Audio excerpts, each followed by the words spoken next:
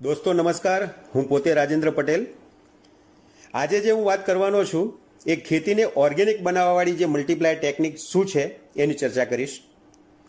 દોસ્તો, દુનિયાભરમાં ઉગવાવાળી કોઈ બી વનસ્પતિ હોય એને જે ભોજન જોઈએ એ ભોજન 96.2% સૂર્યપ્રકાશ, હવા અને પાણી દ્વારા મળે છે. જે મફતમાં મળે છે દરેક જાણે છે. પરંતુ આપણા ખેતરોમાં વર્ષોથી રાસાયણિક ખાતરો લગાતાર આપણે વાપરીએ છીએ. આ કારણે કુદરતી જે વ્યવસ્થા છે એ અકાર્યરત થઈ ગઈ, જેથી રાસાયણિક ખાતર નાખવું જરૂરી થઈ ગયું છે આજે. દોસ્તો, જેના માટે અમે 13 વર્ષના અથાગ સંશોધનની મલ્ટીપ્લાય ટેકનિક તૈયાર કરી. માટી ખરાબ થઈ ગઈ છે, મફતનું ભોજન બનાવવાનું બંધ થઈ ગયું છે, ત્યારે માર્કેટમાં લાખો કંપનીઓ પાકનું ભોજન ખાતર તરીકે વેચવાનું શરૂ કરી દીધું. દોસ્તો, અમારી કંપનીએ આ દિશામાં સંશોધન કર્યું કે કેમ નહીં માટીમાં આવેલી ખરાબીને દૂર કરીએ, માટીથી જ પ્રાકૃતિક ભોજન બનાવીએ, વગર ખર્ચે તૈયાર કરી શકાય. અને સંશોધન સફળ રહ્યું. મલ્ટીપ્લાય ટેકનિક નથી ખાતર કે નથી દવા, માટીને ફળદ્રુપ, ઉપજાઉ અને બળવાન બનાવે છે અને પાકને વગર ખર્ચે ભોજન પ્રાપ્ત થાય છે. જે દિવસથી આ સિસ્ટમ લાગુ પડી જાય ત્યારે આપણી ખેતી 0 બજેટની બની જાય છે. મલ્ટીપ્લાયર ટેકનિક માટીને પ્રાકૃતિક બનાવી પાકને વગર ખર્ચે ભોજન ઉપલબ્ધ કરાવવામાં મદદ કરે. મલ્ટીપ્લાયર ટેકનિક રાસાયણિક ખાતર નાખવાથી માટીમાં થયેલી ખરાબીને દૂર કરે છે. મલ્ટીપ્લાયર ટેકનિકનો ઉપયોગ કરતાં જ પાકને સૂર્યપ્રકાશ, હવા અને પાણીથી મળવાનું ભોજન તથા માટીથી મળવાનું ભોજન ખોરાકના રૂપમાં મળવા લાગે છે. મલ્ટીપ્લાયર ટેકનિક માટીમાં સૂક્ષ્મ જીવાણુની સંખ્યા પ્રચંડ માત્રામાં વધારે છે, સાથે પાકને વધારે ભોજન ઉપલબ્ધ કરાવે છે.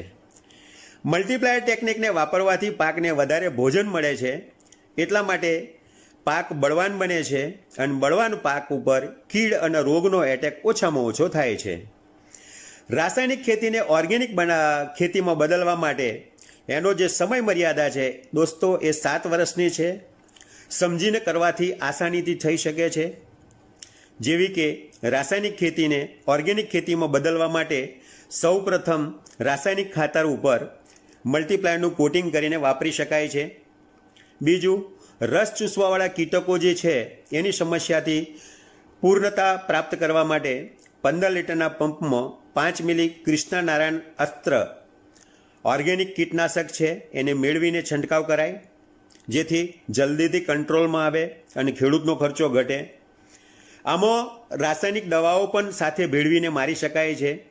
જ્યારે પણ છંટકાવ કરવો હોય ત્યારે 15 લીટરના પંપમાં કૃષ્ણા સ્પ્રે પ્લસ 2 ml મેળવીને વાપરી શકાય છે. દોસ્તો, જે પાકમાં ફંગસની સમસ્યા આવે તેવા હોય તેમાં 15 લીટરમાં 5 ml કૃષ્ણા ઓલ ક્લિયર નાખીને ઉપયોગ કરવાથી પાકની જે સમસ્યા છે એ જલ્દીથી કંટ્રોલમાં આવી જાય છે. દોસ્તો, ધ્યાન રાખવા જેવી બાબત, મલ્ટીપ્લાયરનો કલર કાળો હોવાથી જે પાકની અંદર ફળ ને ફૂલ આવી જાય એ પાક ઉપર સ્પ્રે મારવાનો બંધ કરી દેવો જમીનમાં આપી શકાય છે. જે પાકમાં આ નિયમ લાગુ નથી પડતો ત્યાં ગાડી 15 લીટર પંપની અંદર 10 થી 15 ગ્રામ મલ્ટીપ્લાયર નાખી અને છંટકાવ કરી શકાય છે. મલ્ટીપ્લાયર ખેતીમાં સૌ પ્રથમ વખત રાસાયણિક ખાતરનું પ્રમાણ 20% ઓછું કરી શકાય.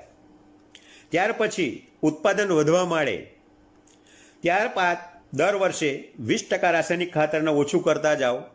થોડા જ વર્ષોમાં ધીરે ધીરે ઓર્ગેનિક ખેતી કરી શકાશે.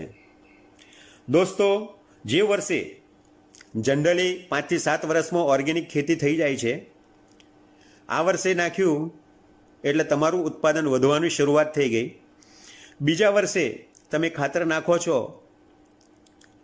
મલ્ટીપ્લાયર બી વાપરો છો અને જો પ્રોડક્શન ઓછું આવે છે તો રાસાયણિક ખાતરને બંધ કરવું જોઈએ નહીં અને કન્ટિન્યુ રાસાયણિક ખાતર વાપરી અને પાછા મલ્ટીપ્લાયર વાપરી જમીનને સુધારી અને પ્રોડક્શન આપણે ઉપર કરી શકીએ છીએ. દોસ્તો, લગાતાર 7 વર્ષ મલ્ટીપ્લાયર વાપરવાથી 3 ગણા સુધીનું પ્રોડક્શન આપણે કાઢી શકીએ છીએ. વધારે વિસ્તૃત માહિતી લેવી હોય અને કંપનીમાં પણ વાત કરી શકાય છે. તો ચલો આપણે બધા મળીને ઓર્ગેનિક ભારતને બનાવીએ.